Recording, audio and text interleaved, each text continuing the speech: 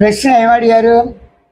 మానవ జన్మకు సార్థకం ఏమిటి, ఏ విధంగా చేసుకోవాలన్నారు. ఆ నేనంటే ఏమిటి, నేను ఎలా ఉన్నది? మాట్లాడేవాడిగా ఉంది, మాట్లాడుతున్నా కాబట్టి. శబ్దంతో ఉన్నది, భావంతో ఉంది, అనుకునే విధంగా ఉంది, తలంచే విధంగా ఉంది. ఆ విధంగా అనుకోవటం, తలంచడం, భావించడం, స్మరించడం, సంకల్పించడం, ఆలోచించడం, ఈ భావాలతో నేను ఉంది. ఇంకా పంచభూత శరీరంగా ఉంది, వేలకణాలతో ఉంది, అనేక రకాల సజాతీయ విజాతీయ లక్షణాలతో ఉంది. ఇవన్నీ నేనే ఉంది కదా. ఇవన్నీ ఉండటానికి ప్రధానంగా నీకు ఏ లక్షణం ఉంది? సహజంగా స్వతసిద్ధంగా ఎరుక లక్షణం ఏమి ఉన్నది? ఎరుకంటే ఏంటి? కాన్షియస్. కాన్షియస్ ఎరుకంటే ఏంటి? స్వ లేనప్పుడు ఏమీ లేవుగా. దేన్ని ఎవరు తనకు తాను కూడా అనుభవించినట్టు తెలియదు కదా. స్వ ఉంది. స్వ ఎలాగుంది? తెలుసుకునే జ్ఞానంతో, గుర్తించే జ్ఞానంతో, గమనించే జ్ఞానంతో, భావించే భావంతో, శబ్దంతో నేనుంది.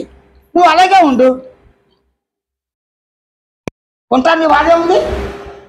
ఏదైతే నీకు బాధగా ఉందో, అసంతృప్తి ఇవన్నీ నాశనం చేయాలి. నేను నాది అనే భావన, అజ్ఞాన భావన, అహంకారము, మనోబుద్ధి చిత్తాహంకారాలు, జీవేశ్వరులు ఉన్నారు, మాయాస్వరూపుడు, ఇవన్నీ కూడా ఎన్ని చర్చించినప్పటికీ వీటిని వదలలేడుగా. ఆకలి అవగానే పెట్టినా మళ్ళీ అన్నీ కావాలి కదా. ఈ ఆకలి దెబ్బలు ఇవ్వాలంటే అందరూ ఏగులు ఎవరుగా, ఏగులు కూడా మళ్ళీ ఆకలి దెబ్బలు వస్తాయిగా, వాసన పోవట్లేదుగా. కాబట్టి మన నిత్య గుచ్చాలు ఏ అనుభవాలు ఎన్ని గుర్తులు ఎలా పొందుతామో వీటిని నాశనం చేయటం కానీ ఇచ్చేయటం కాకుండా నీవుగా ఉండు. అంటే నీ గమనిక స్వయం గమనికే. స్వయం గమనిక అంటే ఏంటి?